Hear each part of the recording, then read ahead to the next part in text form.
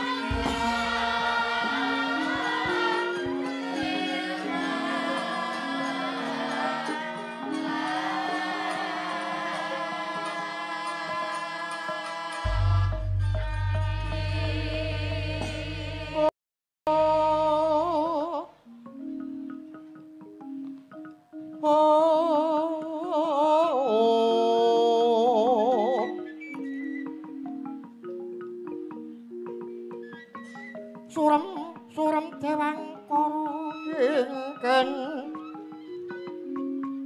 Lermangus kang layon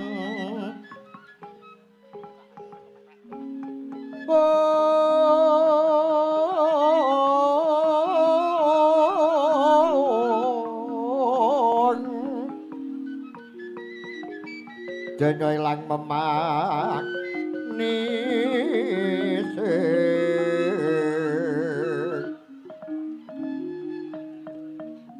wadananira layung kumakutem ora maratani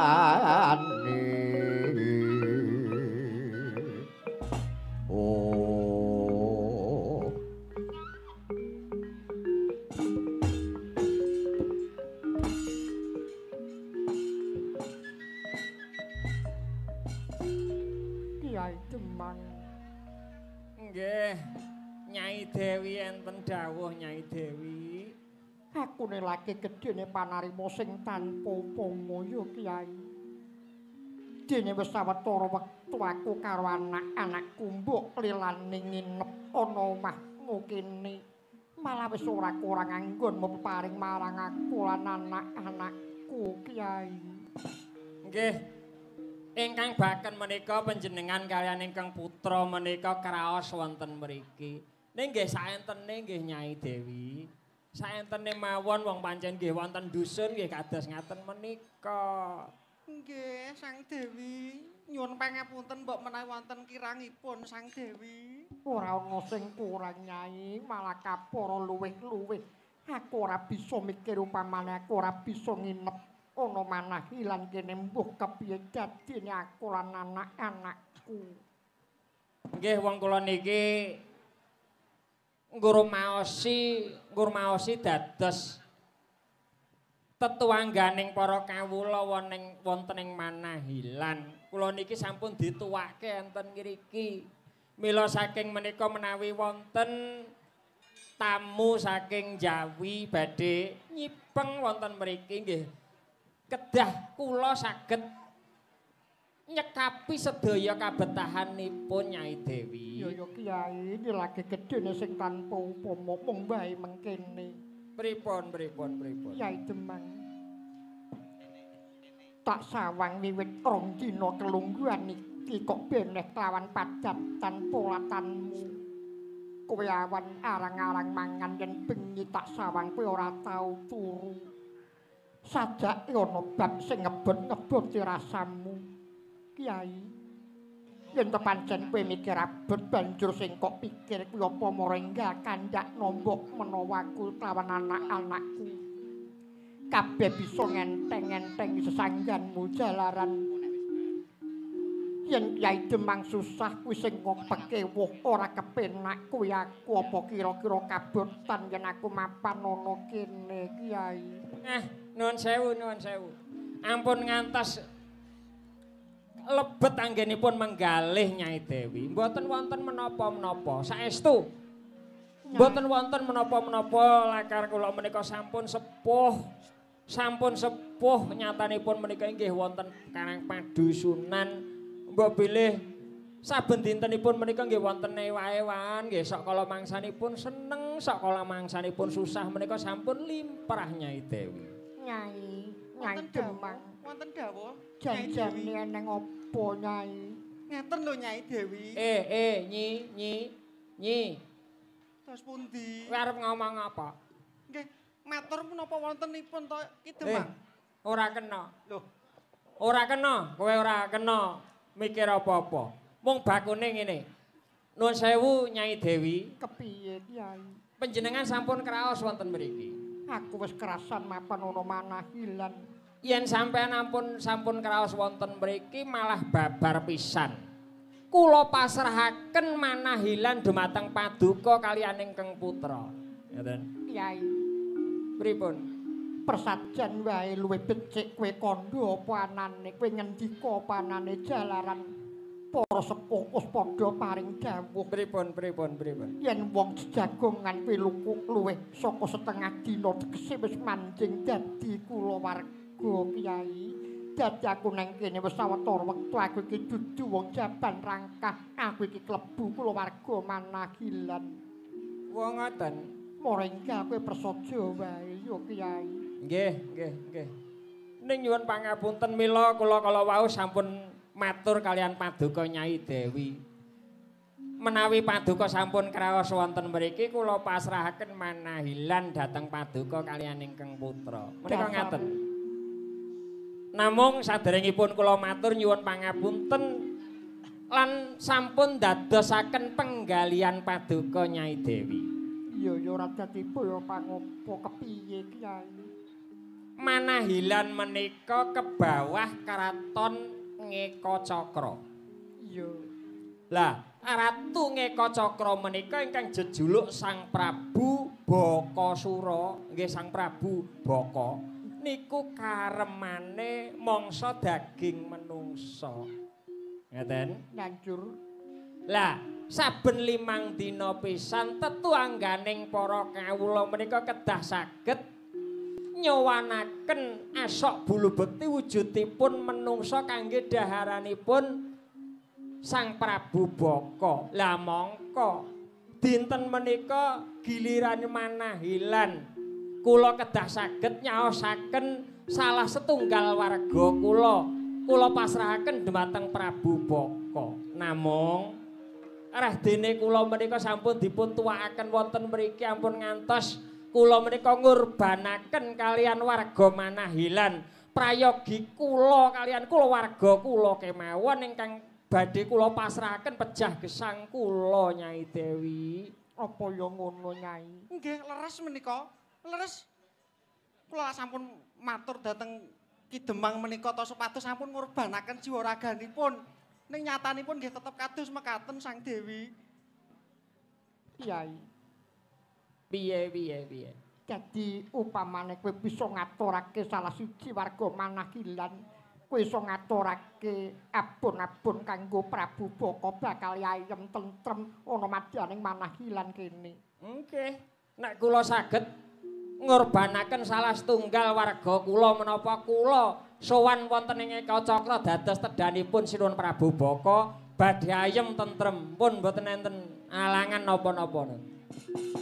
Wenes dening ludira kang wang gegono bang sumirat.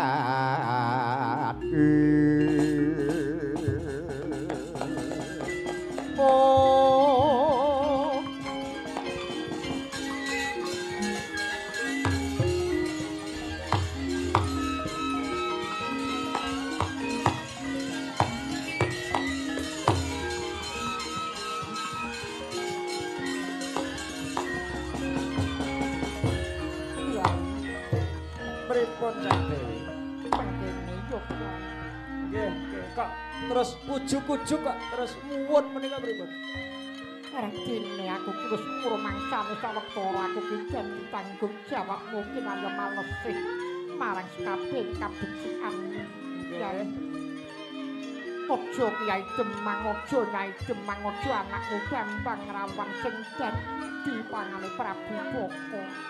Aku wae yo Kyai. Lho. Ampun. Ampun ngaten ah. Panjenengan menika wonten mriki menika dados tamu kula. Ampun ngantos kok kula ngurbanaken tamu kula menika mboten. Kula mawon. Aku ora rumangsa dadi korban pancen aku sing njaluk Kyai. Apa to sababe aku kandha sing kaya ngono? Nggih pripun? Aku kaya wis ora kuat nunggu sesambang urip. Kyai. Oh. Aku titip. Aku lihat dadi pangane Prabu Baka ning aku titip anak-anakku. Mrikine bocah kembar sing isih cilik-cilik kae. Aku kaya wis ora iso gedhekno maneh. Kyai, aku ora kuat gedhekne bocah loro kae. Mau aku jaluk kanthi banget. Aku wae sing dadi pangane Prabu Baka ning bocah loro kaya penono perkara golek sandang pangan. Karep ben direwangi sedulur-sedulure sing luwih tuwa kae yo Kyai. Oh. Lakon kok kaya ngene iki piye ta ya Gusti.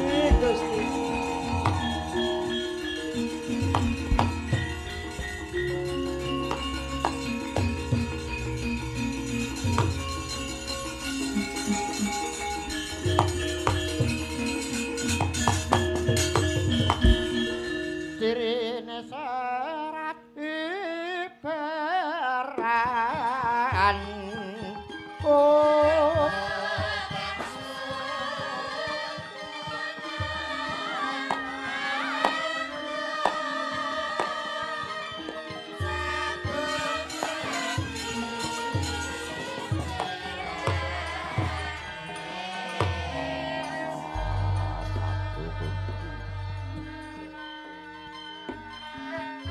rasa-rasa Prabu Baka kae kejem.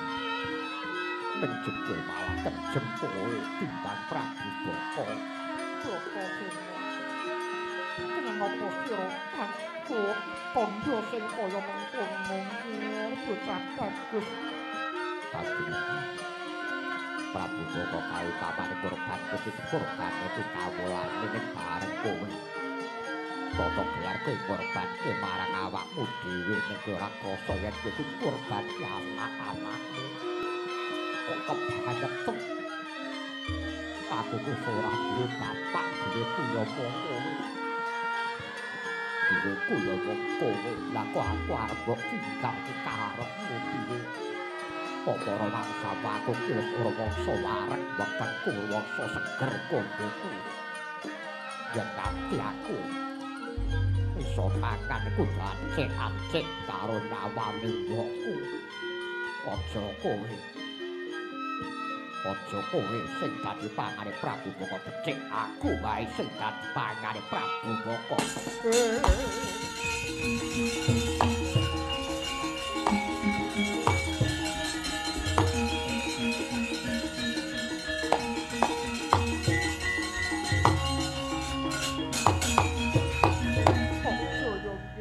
Pratasena aja kowe. Aja kowe sing dadi pangane Prabu Boko becik aku wae. Aku wae. Ora-orane yen Boko iso mangan aku. Dasarmu Malah kapara Prabu Boko tak pateni jalaran kae ratu sing gawe susahe wong cilik. Kae Ratu Gung Binathara. Langing Prabu Boko kae ratu sing ora duwe kasekten apa-apa. Buktine negarane saya suwe saya entek kawulane ora wani jajah negara liya-liyane. Yen pancen duwe kasekten mesti wani jajah negara liyane. Nanging kae Ratu buta Sajeke urip aku ora tau wedi karo buta. Kanjeng Ibu kowe kalikan ora? Rikala geger perang ana negara Kestina, upamane aku ora dipenggak lawan Paman Gandamana. Wis tak entekno buta-buta pringgon kani rikala lakon pamuksa. Lho, mangkerian. Mangkerian.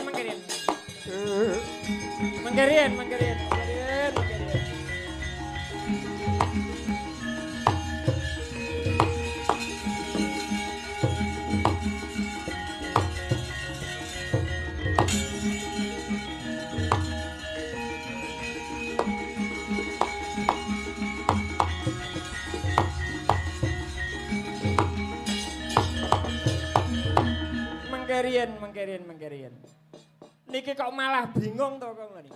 bingung kepiye Kyai. Niki wau sing dirembuk Ngeka Cakra, sing direbuk Prabu Baka. Iya. Bareng tangis-tangisan kok malah niki wau ngrembuk Ngastina, ngrembuk Prabu Tremboko, ngrembuk perang barang niki wau. Janjane sampean niku sinten Cang Dewi?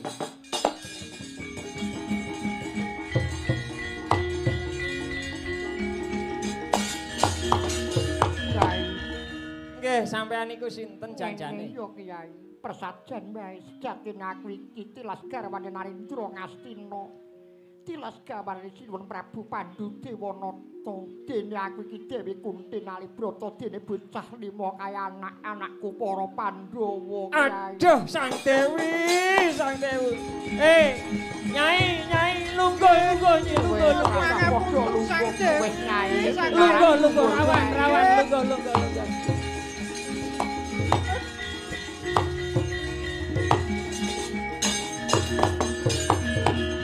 Lah rak apa. Janjane kula niki jane pun ajeng ngomong ngoten niku wiwit panjenengan rawuh wonten mriki kula niku gak badhe kula lara iki gek iya apa dudu. Tibaning padha panjenengan Dewi Kunti Talibrata. Pancen kepara nata Kyai. Niku putra panjenengan? Iya iki anakku. Berarti putra panjenengan menika Raden Setyaki nggih. Wah, ketok ora tau delok wayang. Lho, sik ta. Putrane Dewi Kunti niku sinten? Anakku ana 5 pembarepe ya kuwi Puntadewa iki sing panenggak jenenge Bratasena, sing bagus kae jenenge Permadi, sing kembar kae Pinten kelawan Tangsen. Lah.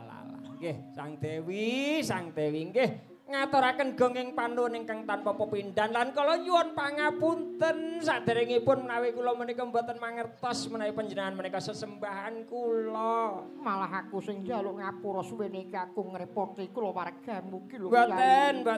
Mboten ngrepoti, pun mboten ngrepoti kula lila legawa lair terus ing batos Sang Dewi.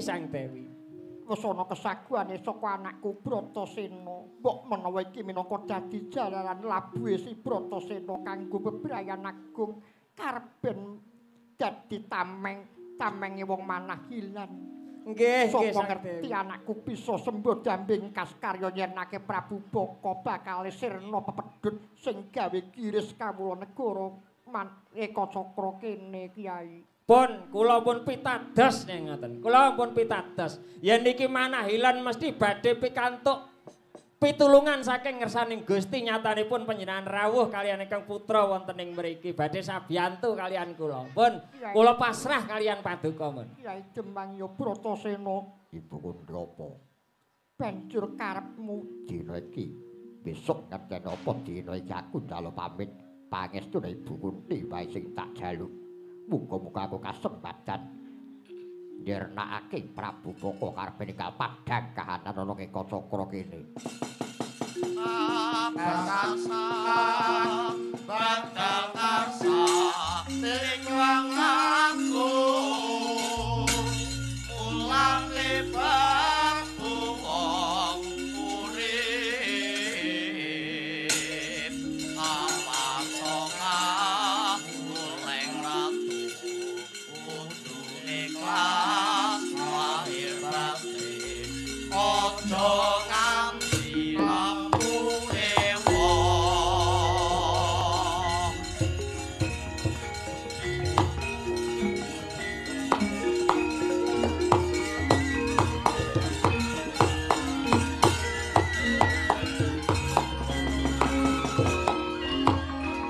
Bratasena Ibu Kundrapa. nyekel dlamakane pun ibu kowe nggih karep apa nggih. Kunti ibuku. Aku ngrumangsani anakku ora iso basa, aku ora iso tata krama. Ora aku ya ngrumangsani aku urip. Aku ora pitunggone karo bapakku. Bapakku ya kowe, simbokku ya kowe, aku pengestana ya.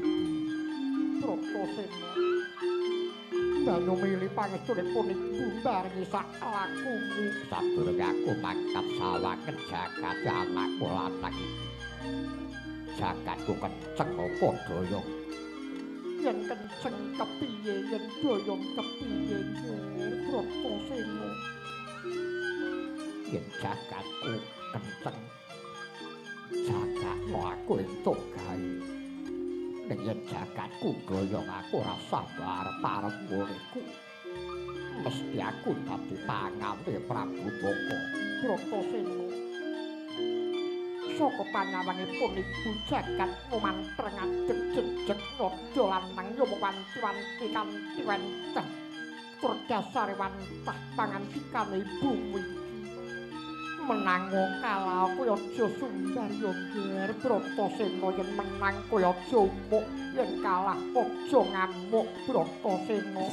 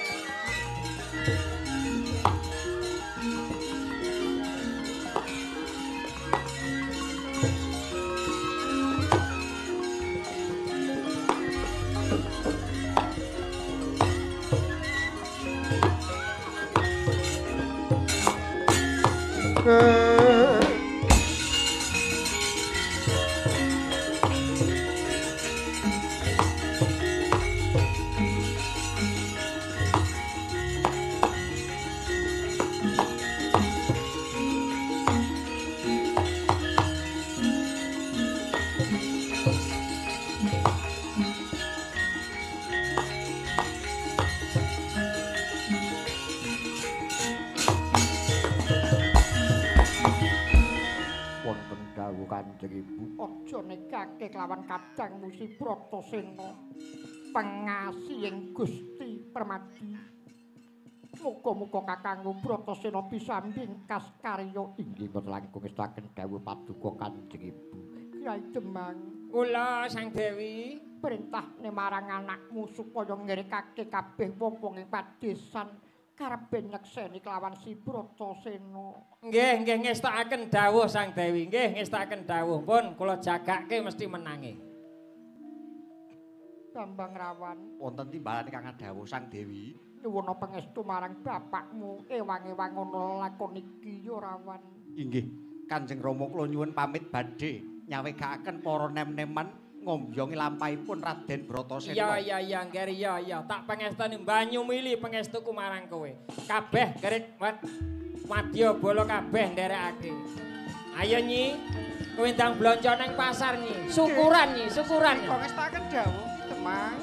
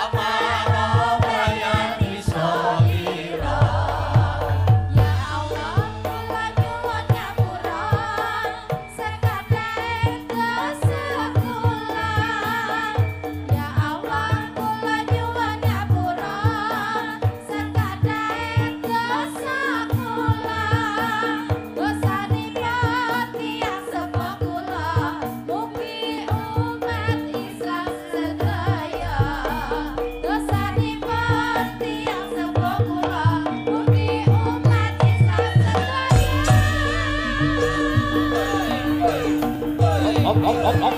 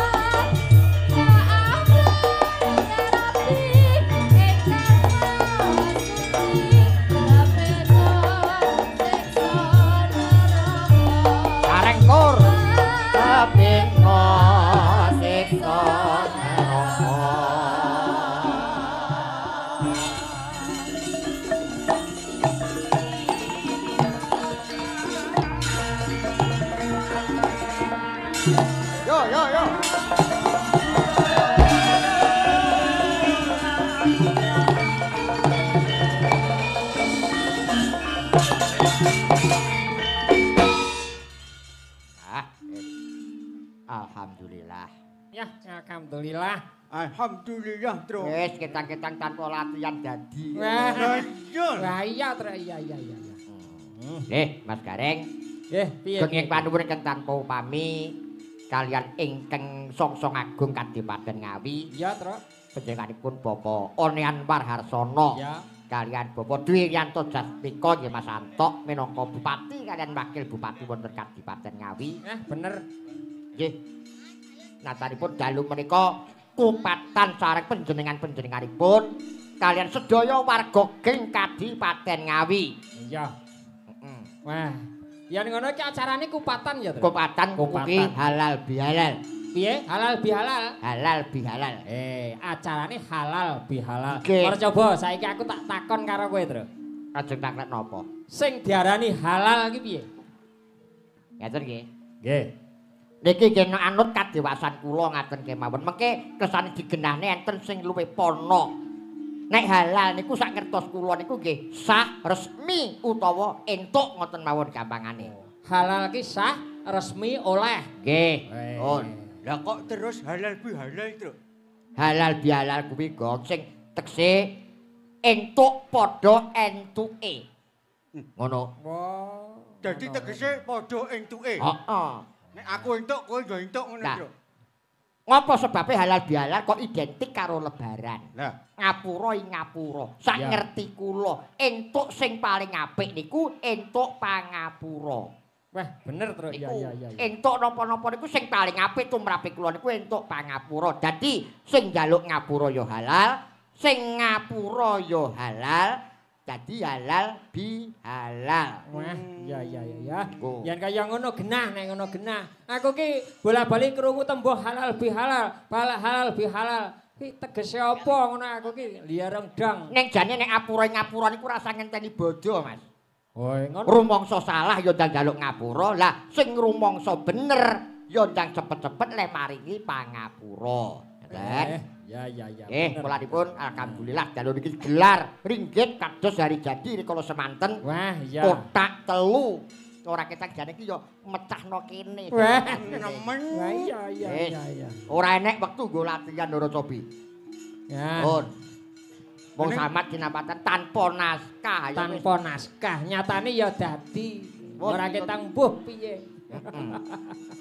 Ya tujune kok penguruse anyar. Wah, pengurus anyar.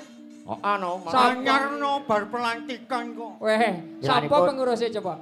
ya ora usah disebutke dempen disebutke. Pak. Wis Oh, disebut. ngono. Pelantikan. Wis disebut nih pas pelantikan. Wis. Ya. Muga-muga kanthi srana niki adi-adi kula, anak-anak kula, putu-putu kula pepadi ngawi iso manunggal dadi siji kaya biyen. Amin. Amin. Awake dhewe ki rak mung dadi wong tuwa ya, Tru. Cangke to. Awake dhewe ki arep ngopo to? Lah alah. Mas. Upama laris ya wis biyen-biyen nyatane aku ya ora laris. Lah. Gareng. Neng anu, Tru. Aku arep badan sik karo Kang Petruk karo Kang Gareng. Heeh, piye? Ya. Suasana lebaran, Tru. Badan sik aku ning kene lak paling nom aku rong kober sowan Ya. ning daleme sampean, Tru. Karo Kang Gareng. Ya sepira gedene luputku, Tru, karo Kang Gareng. Ya wis ora Nyuwun liwat pangapura. padha-padha. Wong tuwa ya akeh lupute. Dadi dununge bener ki ora ning wong tuwa, dununge salah ki ora mesti ning wong nom. Ora ngono. Ning ya kuwi, Gong. Piye Kang Gareng? Nek kowe njaluk ngapura ning nggonku ya aja terus suwe-suwe. Loh, lha nyapa lho? Lah sing mbok inget iki nggon sae kene kirane apa-apa. Nggak ngerti dhewe adine iki lho ora patek goblok dhuwit ora gelem ngenehi Petruk. Heeh. Nggih, Pak Kurmatan Agung kula tumrap kula panjenengan Mas Gareng karo kowe. Nggih. Kok. Iya, Bengi iki ana anakku Nduk Niken Salindri. Iya, Ana guruku ya bapakku, Abah Kirun Abah kepareng Kirun. Kono dulurku Mas Yuda ya iki kepareng mrene. Nyatane iki karo Abah Sakirin ya diampili kelire kok. Tru. Ayo to. Wis ta pokoke nek butuh apa-apa ki sowan abahe wis ta tenan. Alah tur to bengi iki mbok diakoni mbok ora wong-wong semene mbani ngebayi alun-alun sing ditani ya mung abahe karo Niken. Wah iya. Delok awake dhewe iki gaglak kapane. Dalang. Malah ning guri ki radang wis-wis ngono. Wayange partai tambahan ya, Tru. Ayo. Wis to. Ki jajal to sing mayangi kowe ijen ning kene kuwi jerak papat ngono tak ning adu ngono. Duh, Tanpa Mbak Niken ya. Kanggo nderekke anu apa kuwi sadurunge ngaturi Mas Yuda, iku sing diaturi munggah Mas Yuda dhisik. Oh Mas Yuda dhisik. Dadi mergo apa ibarate kuwi tuan rumah. Ya, bener. Sadurunge ngaturi Mas Yuda yo coba ngaturke lagu wajib yen pas lebaran ngene iki. Lho, ana lagune, Tru. Lagune apa, Tru? lagune judule Idul Fitri iki Oh, karyane Idul dulurku Fitri. tuwa Mas Jungkung Darmoyo saka Mas. Iya. Iki biyen nek bawane. Nek bawane, biyen bawane Mas Jungkung gawane iki pangkur. Ning guruku Suwardi Ki Haji Mantep Sudarsana ya gawe bawa bawane dandang gula. Oh, ngono. Nujwari Raya Idul Fitri umat Islam rampung ngibadah poso sesasi suwene. Iya. Kameper hawa nafsu mung hanggayuh sucining diri. Netepi rukun Islam bakti mring wang agung.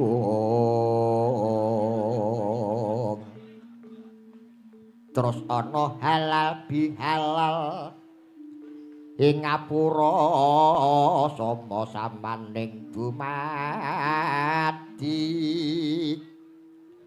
aran hablumi nanas.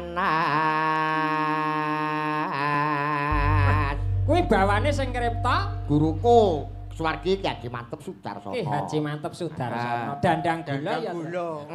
Terus lagune iki sing ngripta Mas Jungkung Darmoyo. Wah. Mas. Nggih. Mumpung ki Waranggana sing kepareng lenggah eneng 6 ana Mbak Uun, ana Nduk Tutik, ana Nduk Rizki, ana Nduk Tia, ana sapa sandenge Tia kuwi? Wanda. Heeh, ana Wanda, ana Arum. Iya. Wah, sing kliwatan ora iki? Arum to, arum.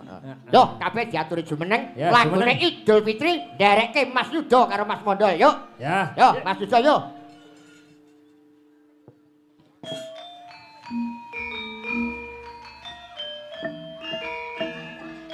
Ya.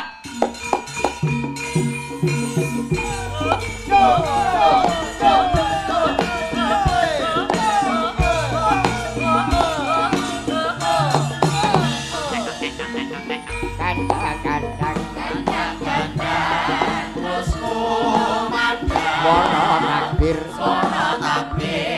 terus kumandang ambelah sepini mati jadi dodo mama lebaran nyoto Idul Fitri hari kang suci umat Islam suka kira kakek kang padha salam dadi srana klepur dosa sesanti urip basuki minang aidin wal faizin minang aidin wal faizin Allahu Akbar Allahu Akbar walillahil hamd.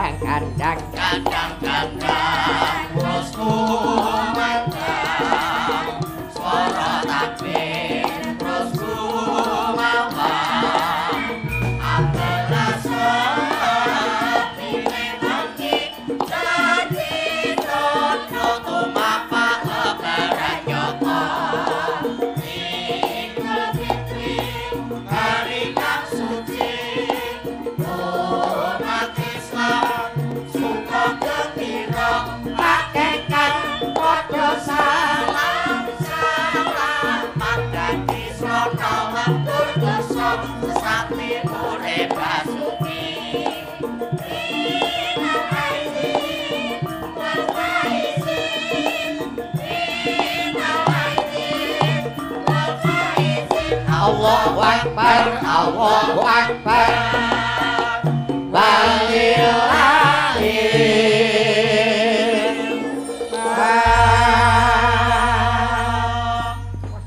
Wilujeng dalu Mas Yuda. Wilujeng dalu Mas Petruk, Mas Gareng, Mas Bagong. Wilujeng dalu Mas Mondol. Wilujeng dalu Mas Petruk, Mas Gareng, Mas Bagong. Ya alhamdulillah wa syukurillah dalu punika wah hebat luar biasa. Wah, Kliripun Gayeng regeng masyarakat Ngawi dalu punika tumplek blek wonten ing alun-alun. Pak diaturi. Sore wau panitia bingung, Mas. Bingung pripun? sebabe. Perkara mendung uleng-uleng niku panitia bingung. Wah. Untung kok enten kula. Lho. Langsung panitia kula telepon, Wah. Mas, sampean siap nih uyah kula ngoten. Waduh. Udah. Masa ya uyah tok. Terus nek enten nggih tempe, tahu, sak lontonge. Terus go apa? Ya luwe, Mas. Wah, Oh tak kira nek arep nerang udan ya Pak. Lah nek nerang udan ki nek pas posisi luwe yo konsentrasi kan gak iso Weh, to, gak Mas. iso kan. Kowe ki aja ngeling-elingi gone pelok lho. Pripun? Pelok dadi manten ben ya udan deres. Nggih niku leres. Takon golek uyah ya golek tenan. Niki asline perkara meriah malam hari ini iki mboten napa-napa. Sebabe Suasana bisa seterang malam hari ini. Niki merga dalu punika wonten dagelan sing rupanipun kaya cok bakal menika. lho. Sing Kaya cok bakal lho. lah kowe kuwi Cok bakal ki ndoke siji kok. lah ndokmu. Loro. Wah. Ngaturaken nuwun sewu Mas. Nggih. Ulan ingkang becik, ulan ingkang sae, kula ngaturaken minal aidin wal faidin. Oh, Mohon iya. maaf lahir batin, tamanipun sedaya para warga masyarakat Ngawi, Pak Bupati, Pak Wakil Bupati, jajaran napa OPD sedayanipun, Pak Camat, Pak Lurah lan sedayanipun mesti kathah lepat mugi linebur wonten ing dinten riyadin punika. Amin. Yo, Mas Pelok arep ngaturke apa? Ngaturke apa Mas Pelok? Sampeyan. Semanten ugi kula Mas Petruk, Mas Nggih. Gareng, Mas Bagong. Derek bebingah ngaturaken sugeng riyadi minal aidin wal faidin, mohon maaf lahir dan batin. Derek alal bialal kalian Bapak Bupati saha staf-stafipun ugi warga Ngawi sedaya. Nggih, sami-sami. Yo, mondol arep ngaturke apa? Ayo ndal, ndal. Kowe matur dhewe apa diaturne? Ya matur dhewe kok diaturne ora. Mbok menawa terus enek sing makili ngene lho Nah, Mas, dhek gak nah. iso omong. Lah mbok wakili apa piye? Ora omong dhewe. Mike aja cedak-cedak cuwil ki lho kok iso. Ayo tang. Nggih. Kula Cak Mondol. Piye lagi? Nggih, kula Cak Mondol ngaturaken padha kalih cacah niki. Ora apa to? Kok padha karo cah-cah, ya kowe ki iso mletik ngono lho, duwe pikiran dhewe ngono lho. Kowe ki ngucapne apa ngono kok iso. Kaya kalau minal aidin wal faidin, mohon maaf lahir lan batin, sepinten agenging ngono kae lho. Paling ora iki duwe inisiatif dhewe. Aja kok tiru-tiru kancane. Kula ngaturaken minal aidin wal faidin, mohon maaf lahir dan batin, sepinten agenge gadan kula.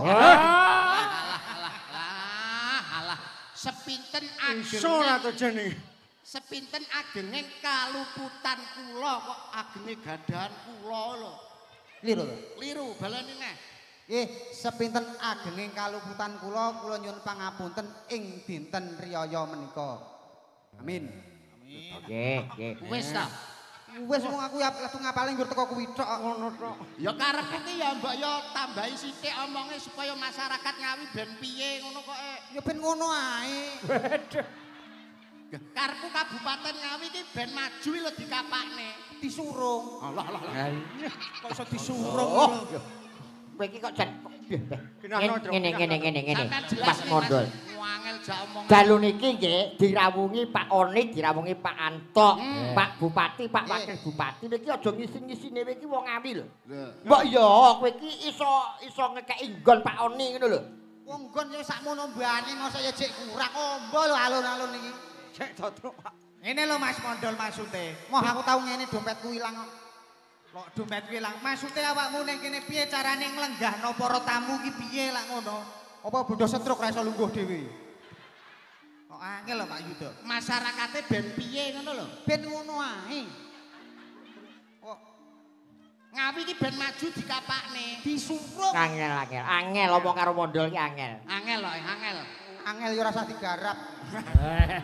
Teko kuwi. Kok iso suwe-suwe kok Ngene lho, panggung ki ben ketok piye ya ben ketok murup ngono piye ngono. Wo, dijoki bensin langsung diobong. Murup niku kowe. tegese murup ki suasanane ben ketok gayeng, ben ketok gumblek, ben ketok rame. Ngono lho. Lah nek awake dhewe nuwun sewu nggih Mas, nenteng nggih. Nggih. Cara panjenengan kula Mas Mondol niku nek ibarate cara seniman kan isih junior. Nah, junior. Nek kon nuwun sewu ya ngomongke bab halal bihalal utawa bab kupatan, nggih nyuwun pangapunten enek sing luwih pondok, ana sing luwih senior, tapi tesih teng ngandhap niki wau. Oh, nggih kersanipun istirahat. Nunggu telepon. Saya. Ku telepon kok sapa? Telepon wong nganggap-nganggap lembok menawa enek. Wah. Mesine ya nembe kondur kok Surabaya mau. Nggih, Dik, ijeng wau saking Surabaya. Karo Ibu Gubernur, Sareng Bu karo Kofifah. Pak Wakil Gubernur. Nggih. Ugi halal bihalal Mas Joko. Nggih, niki panci usum halal bihalal kok. Iki tradisi sing anane ya ning Indonesia, sing anane ning Nuswantara, ora ana ning negara liya. Iya. Tradisi halal bihalal ini asli produk dari Kiai Nusantara dari Indonesia Mas Joko. Termasuk mudik barang iki. Nah, nggih. Mulanipun kedadipun uri-uri kudu dilestarekke, paling ora awake dhewe kudu bisa nyengkuyung supaya bagaimana halal bihalal ini tetep anak putu iso mengenang. Ngono. Ya ngono ta. Iya. Dadi tradisi kuwi ra iso ilang nang Indonesia, Malaysia ya ora ana, cara ngono kuwi ra ana. Nah, ana Iki malah iso-iso lho negara liya-liya ku malah tiru Indonesia iso lho. Lho, saged mawon nggih. Akhire kono melu kene mergo apa? Iki budaya kuwi angen-angen sing babar kaendahan tumuju ning kerukunan. Nggih to? Dadi iso niki iso ditiru negara liya ngono saged. Wong Indonesia menika sugih nggenipun budaya kok Mas. Pamelone. Wong tembunge ndae mawon rum kuncaraning bangsa dumunung aning luhuring budaya. Kebesaran, kemegahan, kehebatan sebuah bangsa bisa dilihat dari budayanya. Bener. Nah, Indonesia itu sugih nggone budaya, mulai saka Aceh nganti Papua, saka Sabang Merauke, Pulau Miangas sampai Pulau Rote, kuwi sugih nggone budaya. Ning sak kala mangsane enten sing wong nggone dhewe niki sok lali teng budayane dhewe, Mas. Sak kala mangsane wonten wong karo budayane dhewe ora ngerti. Wayang ora ngerti. Nah, ya. Budaya krawitan ora ngerti, malah wong manca praja niku mangke sing seneng. Wong dhewe iku para masa bodoh ya, Reng. Ha iya. Nah niki berarti tugasnya panjenengan lan kula bagaimana menyampaikan kepada anak cucu generasi muda supaya tresno wonten ing budaya. Ha nggih. Nyatane Mas Mondol niku sakniki wis dadi guru pengrawit ngono. Lah pripun? Masa ta? Lomba krawitan. Jarine. Lomba krawitan teng pendopo Kolomben. Loh, Nomor 3 Mas. nomor 3. Pesertane piro pesertane? Pesertane 3. Wah, Iya Mas ya. Berarti yo keri dhewe. Tapi kan melu awak melu andil. Wong melu nguri-nguri budaya. Nek perkara nguri-nguri niku jane tugase kabeh. Nggih. Nggih, pemerintah ya migatekke, senimane ya kudu kreatif, masyarakate mendukung. Nah, Lah iki nek pemerintah gatekke, nek senimane mung ora iso kreatif mung meneng bae ya gunane apa? Rak ngoten. Lah senimane kreatif pemerintahe ya memperhatikan tenan, nek masyarakat ora mendukung ki ora iso berkembang. wes ngono ya, Tru. gayung bersambut Nah. antara pemerintah dan seniman harus bisa jadi satu memajukan seni dan budaya. Nggih. Piye, Mas? Bahasane simbiosis mutualisme ngono kae ya, Truk. Piye Mas Pelok? Oh ngoten nek perkawis tradisi budaya niki wonten sing luweh pono, luweh paham luweh babakan budaya. Sapa? Ya, Bapak HM Haji Haji Muhammad Sadirun. Oh, Haji Muhammad Sakitul. Haji Muhammad Sarimi. Haji Muhammad Sakirun. bener kok. Diaturi menggah. Oh ya. Nggih. Nggih, yo diaturi tidak mriki apa? Nggih. Anu metaraman to.